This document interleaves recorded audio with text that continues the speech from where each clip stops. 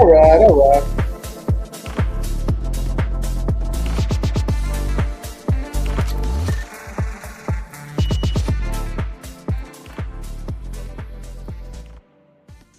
All right, what's going on? Let's see. What's in the news? A bunch of little things. A slew of those bullcrappy ETFs launch. Solana ETF, a Hedera ETF, I think an XRP ETF, and some other crap ETF. I'm not sure what they're expecting. BlackRock's not getting behind those, and it looks like BlackRock is the main contributor to everything ETF. Like, if you backed out the BlackRock ETF, then you would have negative net inflows for the year. Now, a lot of that is because because the BlackRock ETF was hoovering up investment from the other Bitcoin ETFs. So that's not completely. That's one way of looking at the information, but basically it's BlackRock. So BlackRock will not be participating in Solana. BlackRock will not be participating in XRP. BlackRock will not be participating in XLM or any of these other Litecoin, any of this other spammy crap. So it's unlikely that they're going to, have that much success. I don't know. We'll see. I think of any of them, the Solana one might have a little bit of success, but I don't know what they would be hoping for. Anyway, so yeah, there's that. But again, there's, dummy's going to dummy. Like all the same people that own XRP, they'll probably buy the XRP ETF because why not double down? You've already invested in stupid. You might as well go full retard, right? Like don't hold back. Go full retard. It makes no difference. And they'll probably do it with margin if they can find an exchange that would offer them margin. So they'll go full retard with margin. So there you go. Hello. What the little @ sign? What is the @ sign? Is that your? I wonder. Is that your handle on YouTube or what is that? Why? Because it's not everybody that has little @ signs, but it's most people. Oh, I guess it's everyone now. It wasn't everybody at first. A few days ago, it was just random. Now it's everyone. Anyway, how would you fare against a Shaolin monk? I don't think Shaolin monks fight. I don't think monks fight. I think that's kind of part of the whole thing is that they don't fight or whatever. And that was different. I mean, a lot of those martial arts were very specific to the use case. Like a lot of the Shaolin monk stuff was fighting people on horses. That's why they use those big staffs and a lot of that. And almost all of the cool things, the little weapons and stuff that they use in Shaolin Kung Fu are all from farming. If you look at them, they're all like the sai and all that kind of stuff. They're all farming tools. So, yeah, farming tools. So I don't know that has a direct impact. I mean, I guess if you had a Shaolin monk with swords and stuff, he'd probably do better than someone without swords and stuff. But I think that's about it. Let's see. Hello. Blue Jays. All right. Let's see. Oh, was it? I didn't see. I only saw up to the 7th. Well, I only saw the score at the 7th inning. Who ended up winning last night? I mean, I guess I could ask Siri. Hey Siri, who won Game 3 of the World Series? Oh, LA won. Oh, that's gotta be tough to stomach. Okay. All right. Series 2-1. Let's see. Yes, that's from YouTube. So you have your YouTube people and you have your digital investor people. Oh, okay. Interesting. Okay. All right. Okay. Let's see. What do we got? No complaints. We had a great day yesterday in the ETH markets, a great catch-up day. We're giving a little bit of it back right now. Here, I can go over the prices. There's no secrets here. No secrets among sailors. I give a little bit of it back. We're down skosh. We're down a skosh, but let me tell you, that's way better than in the 3,000s. There's just something very psychologically appealing about the 4,000 mark. So, okay, so 41 and change. Oh, we should almost go behind the wall, but we won't. I'm thinking I may talk to Brandon about switching up the Thursday and the Friday show. The only reason is because tomorrow it might make sense to do all of our options trading before Jerome Powell, pre-Powell. So it may be worth exploring switching the Thursday option session and making it Wednesday, and then just doing a Thursday and a Friday digital investor show back to back. But on this one, well, we don't go behind. This one's not a behind the wall. This is just an open Q&A one. This one, and also just going behind the wall wouldn't be sufficient because a lot of people just don't give a crap about options. But for the people that do, I think this is an important meeting for a few reasons, and it might make sense to game plan right before what your strategy is. I've been thinking of a few different things. So, because remember, you have the 25 basis point cut that's all but guaranteed. But then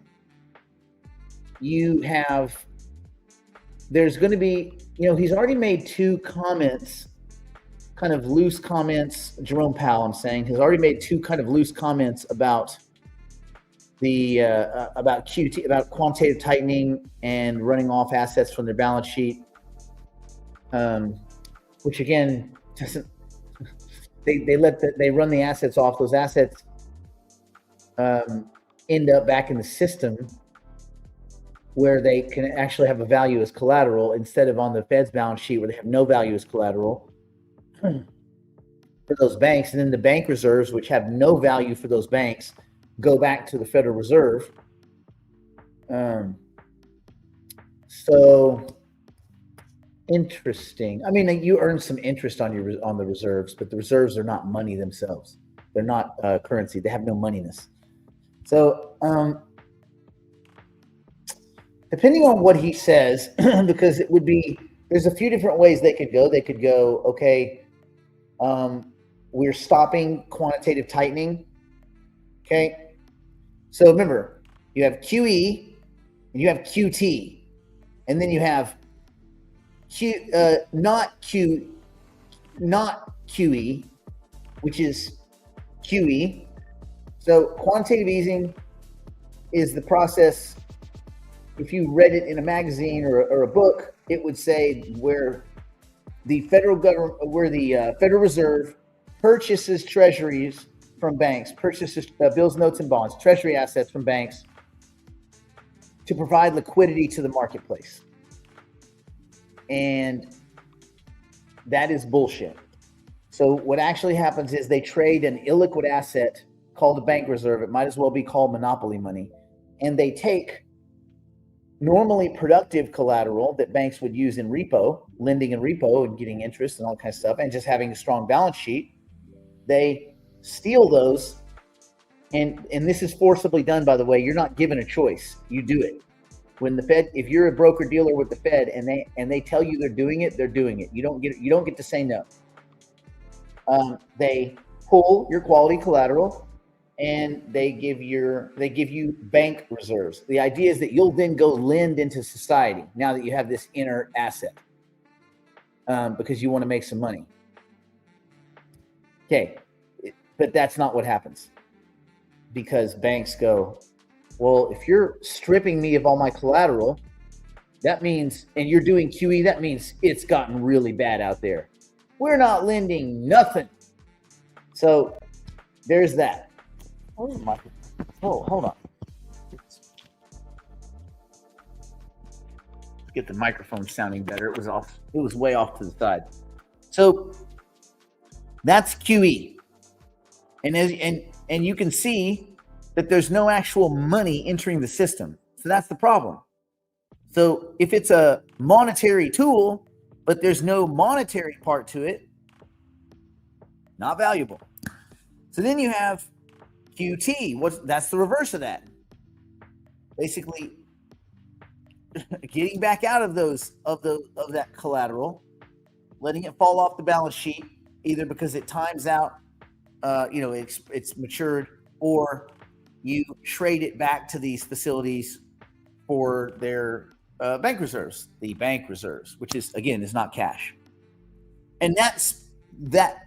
So QT, quantitative tightening, is supposed to be tightening the money supply. But if you think about it, that's ass backwards, because you're actually you're freeing up quality collateral to go back into the system, into the repo again, and to be used in a variety of ways in and around a balance sheet. So you're actually QT. There's a good argument that QT is the real QE. Okay, so I know it's getting confusing, but anyway, quantitative easing, putting money into the system, which isn't really doing it. Quantitative tightening, pulling money out of the system, which again, it's not money, it's bank reserves, and bank reserves aren't money. You can't buy burgers with bank reserves. So then you have not QE, which is actually it's QE. Not QE is when they go in and they buy a very specific maturity, usually on the short end of the yield curve, like very short, okay? And they do this specifically. That's all we're doing. We're just buying this maturity, the 2-year or whatever. That's all we're buying. But that's not QE. It's an adjustment. So we're just moving the parts around, just getting the gears. It's not QE. But that is QE by their definition. That's QE. So it's QE, but on a very specific set of maturities. And remember, along the curve, you have bills, notes, and bonds. Bills at the short end, notes in the middle, bonds at the tail end. That's the whole treasury spectrum: bills, notes, and bonds. So sticking to the bill side, which again, typically, that's where when people say treasuries, short-term treasuries, those are the bills. So not QE is also QE, but it's just a specific maturity. Then you go, okay, well, does any of the QEs do anything? No, because they're not trading money.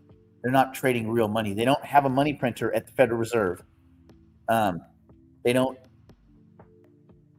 use money. That's problematic if you have monetary tools that don't use money.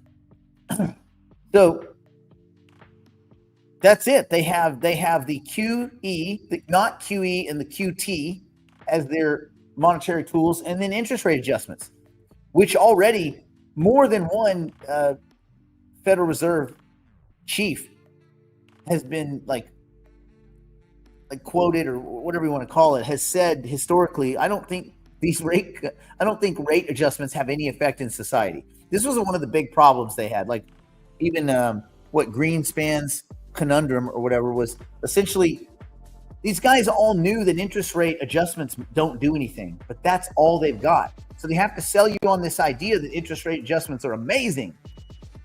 If we adjust interest rates, it's amazing. People go, okay, why though? Well, because it frees money into society. How does adjusting an interest rate to a small handful of banks, no more than a couple dozen, how does that free money into society? Well, it's simple. If we lower the rate we'll pay on reserves, then they're not going to park their money here at the Fed. They're going to go out in the world and they're going to start lending, because that's where they're going to make some real money. So see how that money we're freeing up?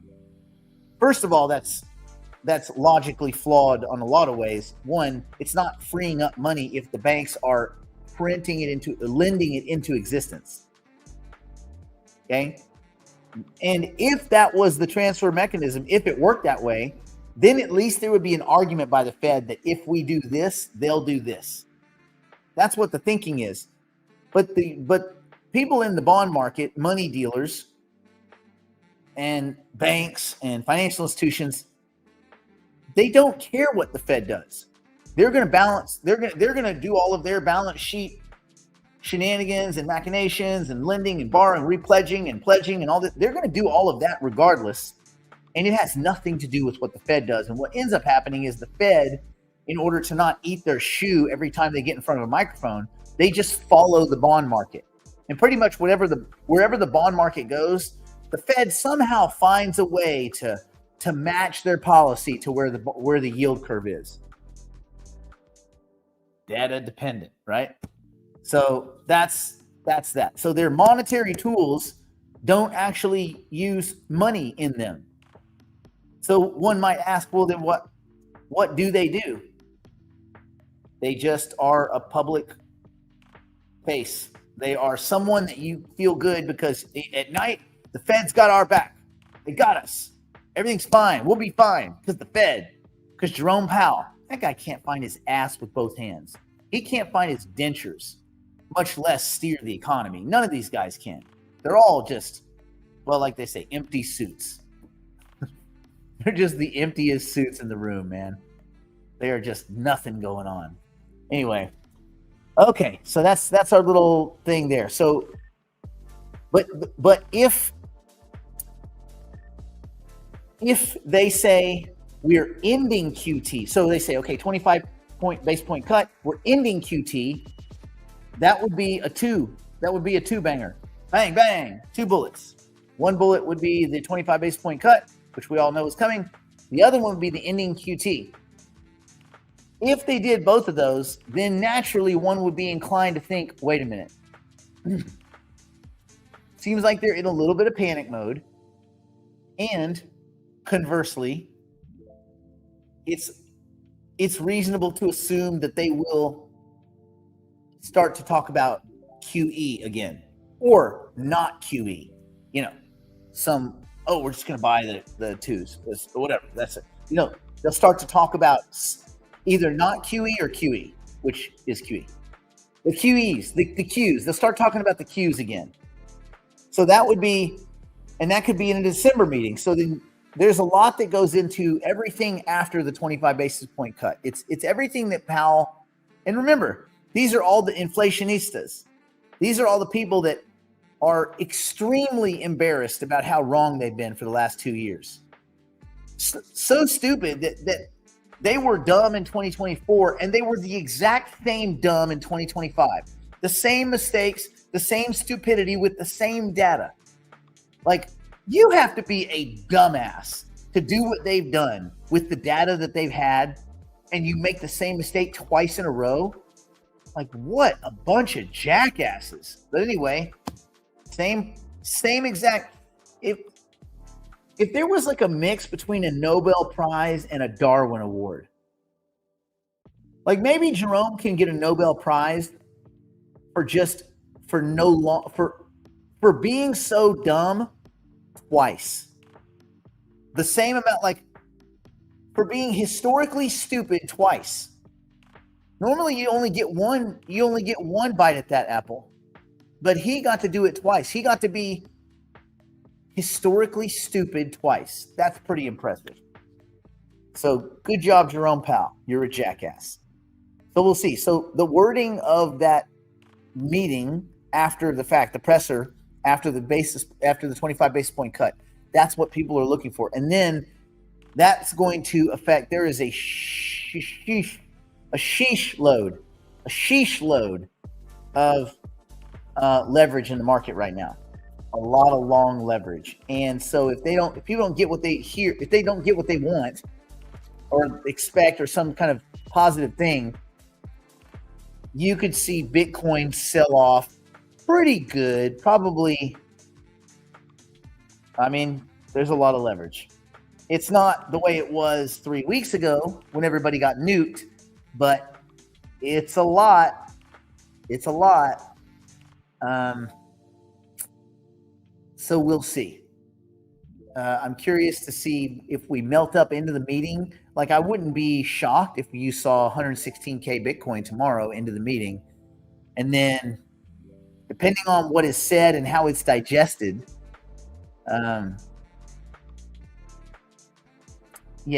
leverage is a problem. Now, this is the new problem that we always have to face now, is this extreme amounts of stupid leverage.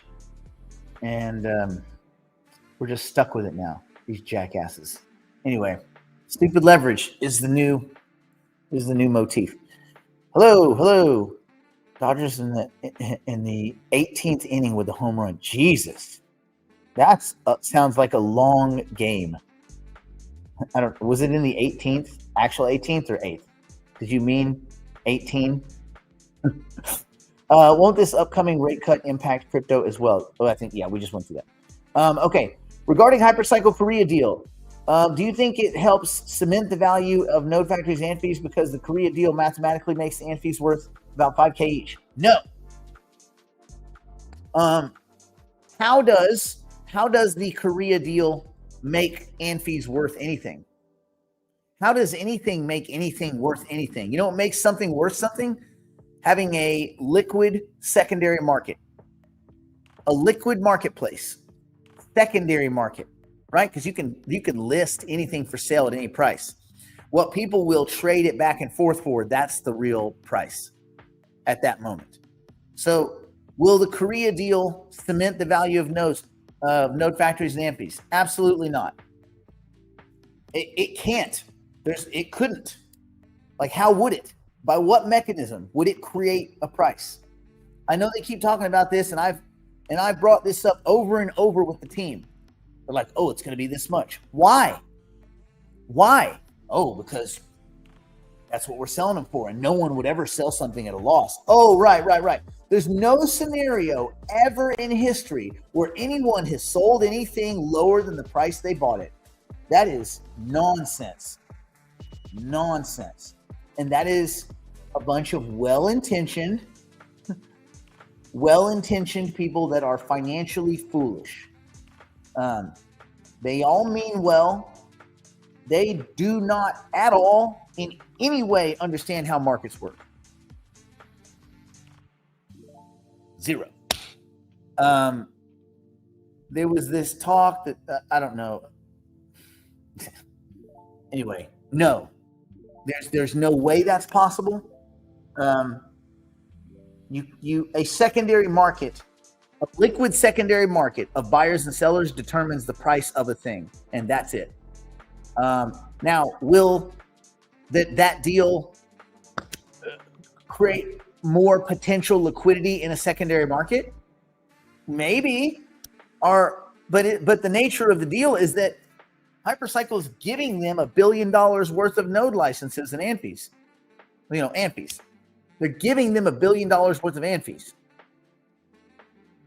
So where's the money? Where's the money part? Where's the price part? Where's the part where we're guaranteed a number?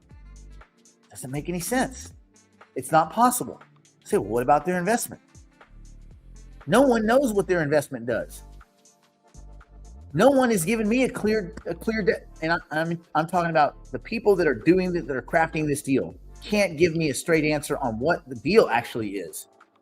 Like, what is the money used for? Oh, it's used as a backstop. Okay, for what? Well, for the nodes. For who? For all the Korean companies that are getting them. But aren't we giving them to them? Don't they get them for free? Yes. Then what are we backstopping? Well, in case they wanted to sell them. Okay, I guess I don't understand. We gave them to them. What are they selling? Well, it doesn't make any sense. It just doesn't make any sense. This deal doesn't make any sense. Now, if you say, forget about the money part of this deal and just say, is it a good idea to get $1 billion worth of nodes out there in the hands of a bunch of South Korean companies that might deploy them in a variety of ways? Yes, that's awesome. That's more like a marketing deal. That's just marketing. That's just propagating the nodes out there. Great. That's awesome. It's going to be good for Hypercycle. Probably gets, at some point, probably reflects on the token even a little bit. But there's no, I don't know that there's any direct anything to price. And it certainly doesn't, I don't even know where they're getting that math. That math doesn't make any sense. None of it. All right. Category 5 hurricane named Hurricane Melissa is wreaking havoc on Jamaica. Oh, yeah, Hurricane Melissa. Be careful of that Melissa. Will that BTC leverage make Ethereum fall too? Well, unfortunately, 11, anytime Bitcoin gets beat up, Ethereum gets beat up with it. It is what it is. Is that because some people wrap Ethereum and borrow? They wrap Bitcoin and that's an Ethereum asset, and then or a layer 2 asset, and then they go and do things with that in other markets. I don't know. I don't understand why. I don't understand why Bitcoin leverage unwinding just destroys everyone else, but it just does all the way across the books. It just destroys everyone else. So, still, Bitcoin is the ocean. Every other asset is a boat or a ship on that ocean. There are a few ships, mostly boats, mostly just little boats. And as that ocean goes up, the other assets tend to go with it. Sometimes it's a little bit of lag time, and as the ocean goes down, they all go down, and they all go down fast. So there is that. All right. You made 13 cents. Oh, hell yeah. Let's see. You mentioned a 5 weeks of up market in crypto yesterday. Would you believe this? Why do you believe this consecutive rate cuts? Because of all the things we just talked about yesterday, and we went through the whole thing. I'm not going back through all that. Come on, man. That was the whole point of the discussion yesterday. 18th inning. Holy crap. Can you imagine playing 18 innings? I guess if you're in the World Series, that's the coolest thing. Boy, you hate to lose an 18 inning game, though, don't you? Ugh. That's like losing 2 games. The 9, and then it's like playing one for free and then losing the other one. Dick.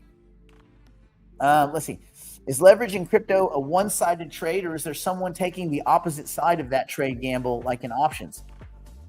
Well, yeah, the platform is taking the other side of it. So when you take on extreme leverage, remember, you're doing it with a tiny amount. A relatively tiny amount. So if you take 40x leverage, you're putting up X amount and you're getting 40 times the leverage on that asset. 40 times the X's, right? But then you have a much narrower window of movement in the price of the underlying asset before you get completely liquidated, right? So think about it. If you had 100x leverage at less than a 1% move, less than 1%, you're evaporated. You're gone. So at a 50x leverage, a little bit less than 2%, you're gone. At a 40x leverage, 2.13, 2.15%, gone. So you don't have a lot of cushion.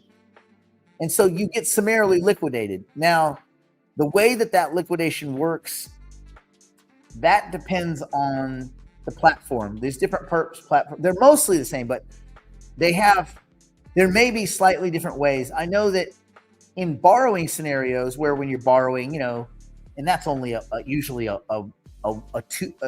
8, you're borrowing 50% loan to value. But in some loan to value scenario, you have market makers and liquidity providers that will go in and they will eat these positions that need to be not margin, but that are in deep margin and that need to be liquidated, and they will go forcibly liquidate and take the arbitrage on that, right?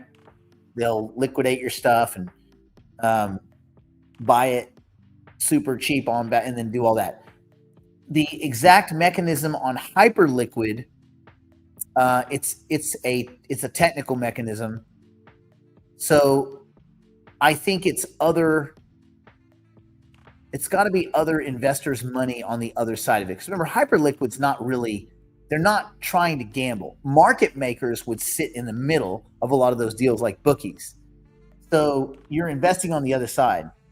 But because people that take extreme leverage mostly lose, because these markets gyrate so quickly that there's just no way to keep up. Who knows? Maybe the exchange has their own kind of proprietary market makers entrenched, but usually these DEX platforms, they don't have, I mean, they're generating a lot of cash, but they don't have a lot of cash of their own cash is not on the line in these trades. They're not gambling against the clients. They are maintaining liquidity pools and things like that, but they're not on the other side of the trade. So it pretty much is a one-sided trade. And then the rest of it is kind of technical, with some deep-pocketed market makers on the other side of it. Let's see. Hypercycle just launched a 1.1 billion. Okay, here we go. A 1.1 billion joint venture in South Korea, backed by Adeep Inc. plus Korean investors using 170,000 node factories valued at 850 million as in-kind capital. Okay,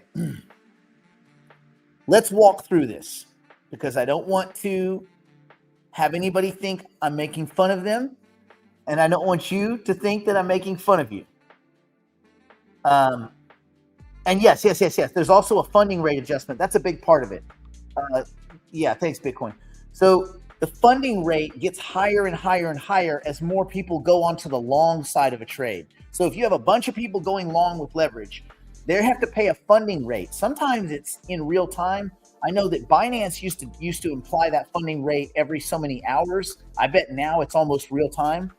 But you're paying a funding rate, 1 to 15 basis points every so often. And as that funding rate gets higher and higher and higher and higher, right? As the more people are on one side of the trade. Okay, they're basically funding money to be on the other side of that trade in a liquidation event. Anyway, okay, let's go back to this. But yes, good catch, Bitcoin. See, that's why I like Bitcoin.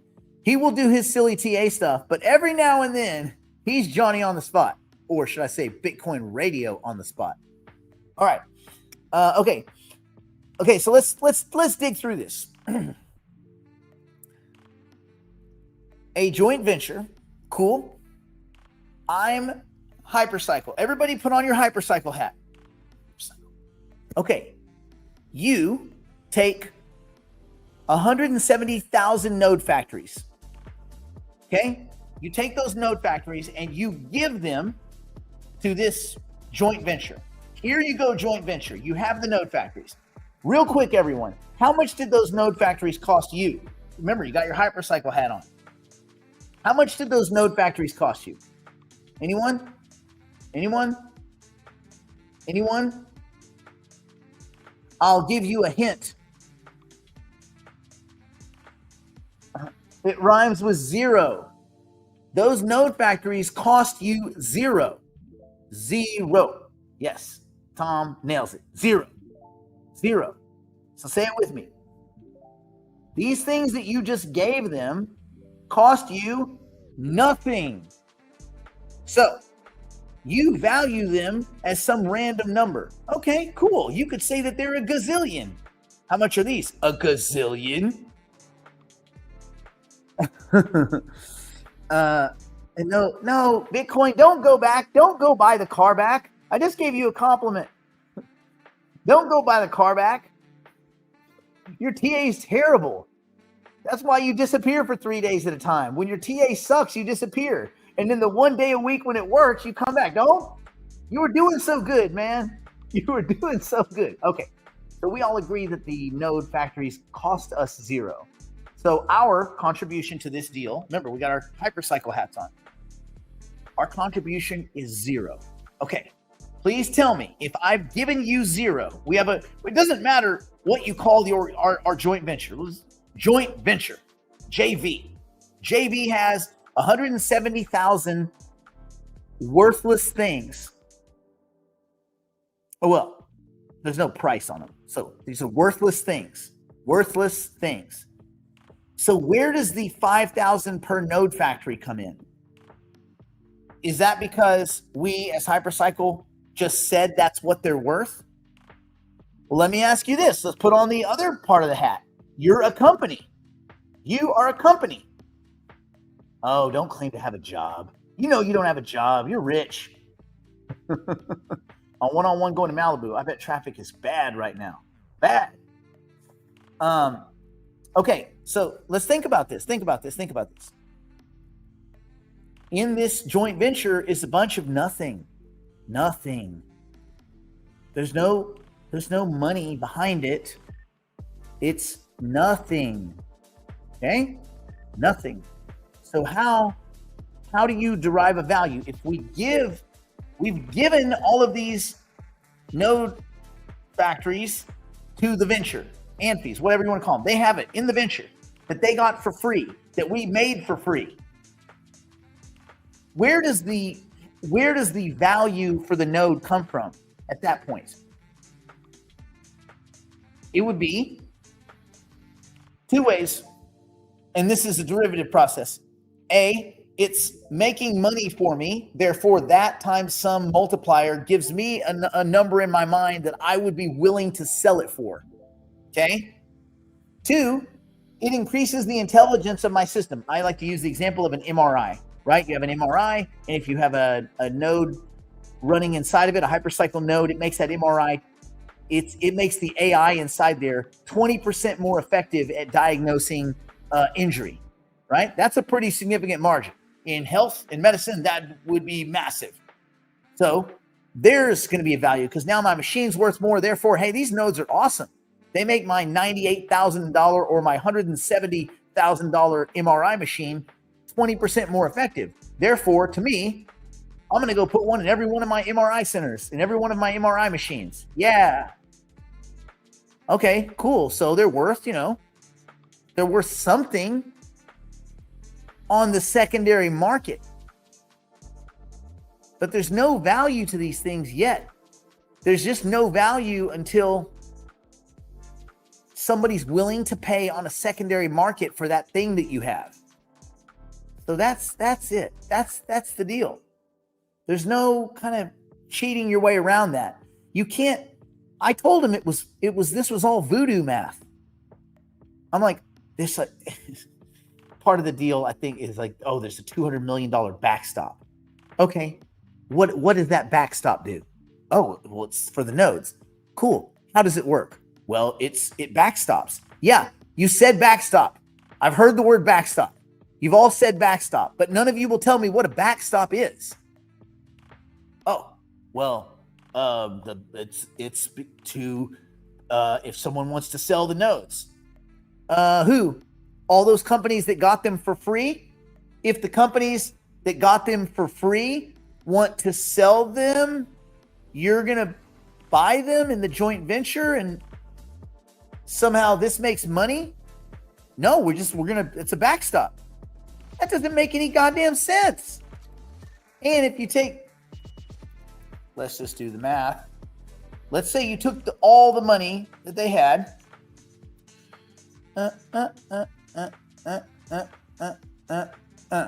Okay.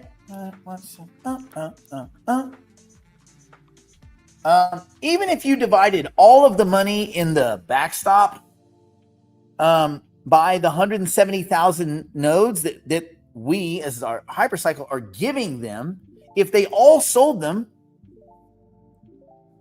oh, you can't see it, it's backwards. It's $1,176.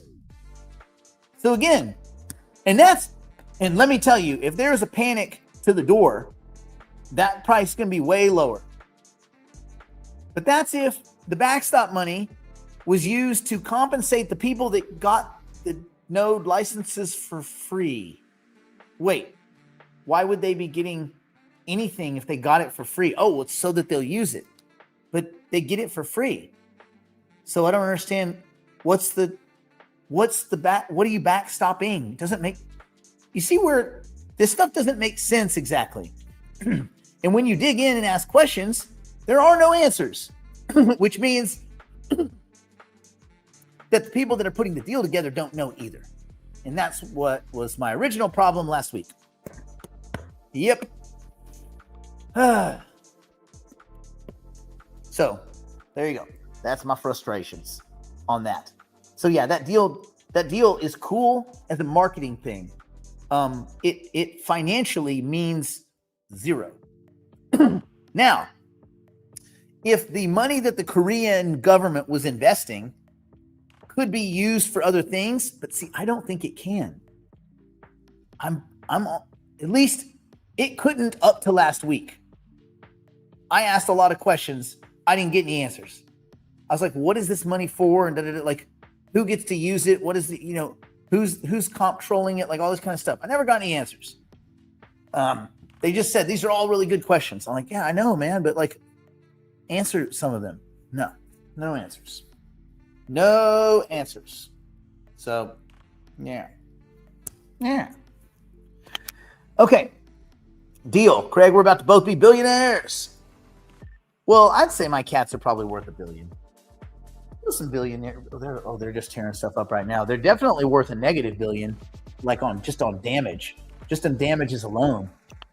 Okay. Let's see. I've never heard anyone talking about the ANFI splitting nodes. Does the ANFI split? Like, yeah. The ANFI will spit out nodes. The ANFI is just a node factory on the base network with a bunch of other components infused into it. So think of the Ethereum node factories as being just kind of very basic and simple, and then the ANFIs as being enhanced with all these different little bits of software that would make them more valuable to somebody. Yeah, that. And yes, they unlock, split. They have mitosis. They have whatever you want to call it. Nodular mitosis. Let's see.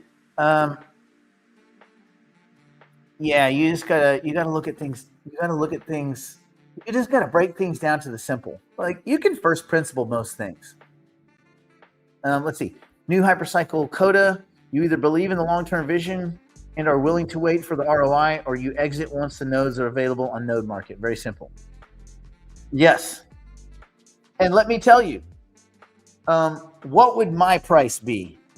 Well, what would your price be? Let's see. Let me ask you guys, what would you sell your nodes for right now? What is a number you would sell right now? All of it, 100% of your nodes. What would you sell them for right now, this second? All of it, the whole thing, all of it. What would be your price per node? Mine, let's see. What is the value of something the hypercycle? What is the value of something the hypercycle team is giving away? Is that like a rhetorical question, or what do you mean? Green, what do you mean exactly? Like, what is the value? Well, if you mean that like as an actual question, like what is the value of the ANFIs? I would say right now the value of the ANFIs is the price on a secondary market that someone's willing to buy one for. And I don't know what that value is. Let's see. I would sell 20% of mine for $1,500 each. Okay. Rhetorical. Yeah. I'm with you. I think we're saying the same thing. Yeah. 1,200 USD per node. Okay. Well, let's do some math. So you have 512 times what? I mean, I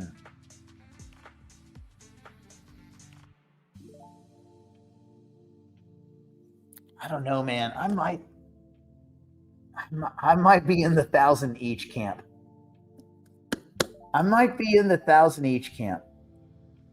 If someone right now, this second, this moment, was going to give me $1,000 per node, I'm about.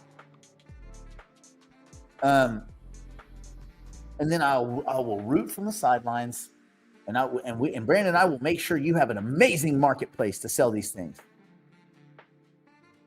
$5,000 for 4 licenses, so 1,250 each.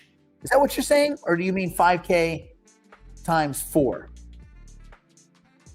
So do you mean 5,000 a piece or 1,250 a piece? 1,200, I'm out. Okay, so we're starting to see a market. Well, no. We're starting to see the sell side. The buy side would only be formed in a scenario where there is some provable use case that that you could wrap your mind around a financial value to. And I don't think that you can do that yet. Do I still believe in hypercycle? Yeah. I mean, I believe there's all sorts of uses for hypercycle that have nothing to do with what they're doing right now. I think that TODA could be used to create a badass ledgerless blockchain to move stablecoins really, really fast. I believe you could use the nodes simply to move and do online payments really, really fast. Like, forget all this, AI to AI stuff and all this kind of very complicated bullshit. What if we just were the best stablecoin network on the planet, right? Where money moves real fast and real lean and real safe. I mean, it seems like there's a market for stablecoin issuance and movement and things like that. Seems like there's a huge marketplace for that. So I think that could be valuable.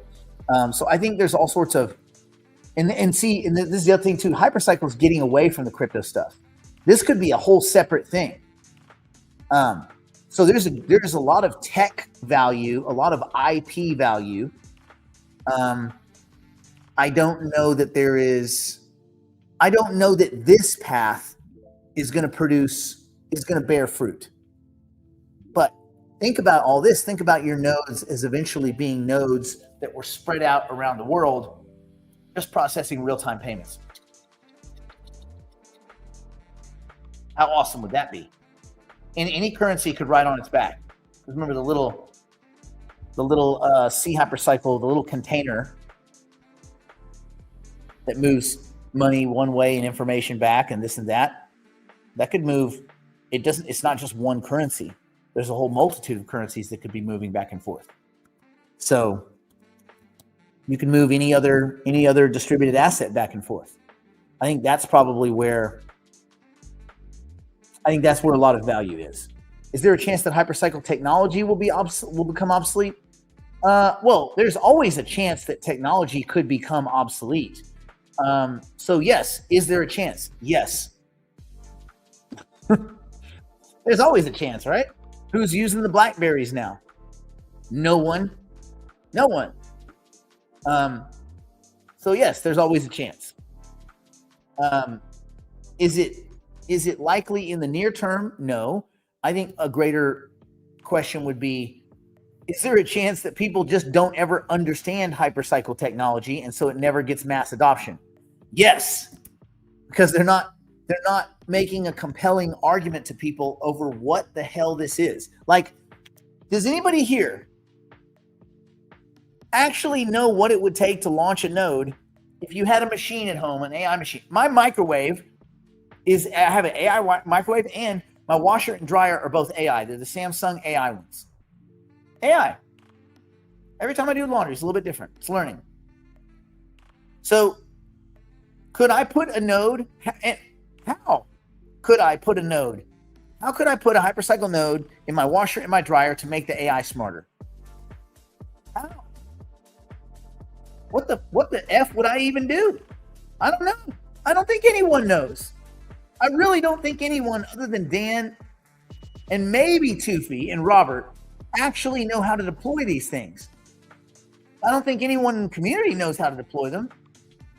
There could be all sorts of use cases for nodes right now. I don't even know how to get it done. I could have someone come to me and say, listen, I'll give you $1 million if you can get your node into my AI refrigerator. I'll be like, cool. Shit. I want to help you right now, sir. I really want to help you. I got 1 million reasons to want to help you. But I don't exactly know how that would happen. But I'll get you on the phone with one of the 4 people on Earth that may know how to do this. Not for sure, but might, maybe, no. And they're going to be like, oh yeah, not yours. Oh, my AI doesn't count. Right. Not washers and dryers and refrigerator AI, the other AI. Well, goddamn it. So I don't even know how to do any of this stuff. I don't think anybody else does either. So I think that's the problem. There should be some educational phase where we teach people how to use this stuff. like how to deploy them. I would have probably deployed nodes doing all sorts of random shit already if I knew how to do it. I don't have a fucking clue. I don't have a clue. So I'm always careful in conversations not to steer too close to someone that might actually want to use them. Because then if they wanted to use them, there's nothing I can do for them. Because no one knows. Just get it. Okay, cool. Then what? Put it in there. How? Make it work. How do I make it work? Technology. What? Yes. What kind of technology? Mechanisms. Okay. Like, it's just too much word circling, word soup. Like, and that's just been my constant frustration. So, is there a chance it would become obsolete? No.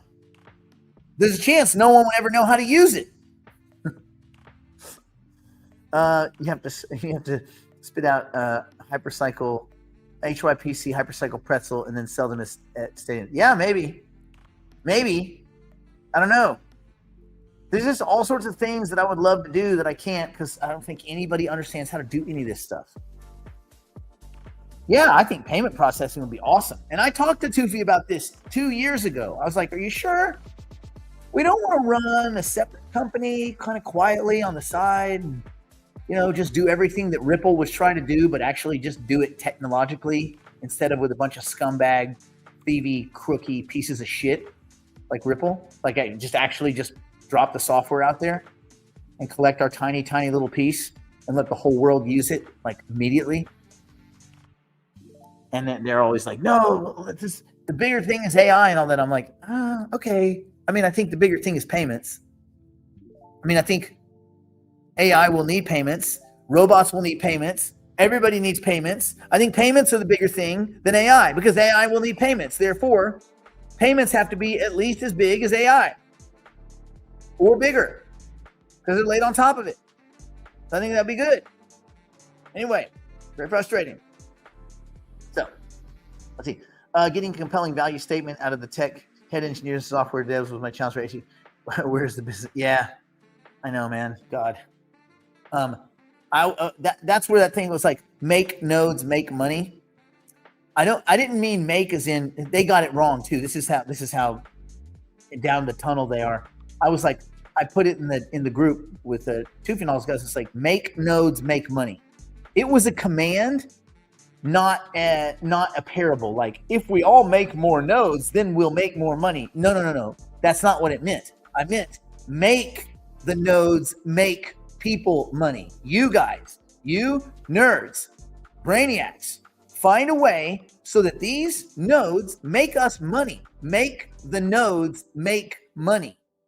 And they're like, yeah, I like that. Make nodes make money. If you make nodes, you make money. No, you guys missed it because you guys don't like indirect object pronouns of any kind. Make the nodes make people money, man.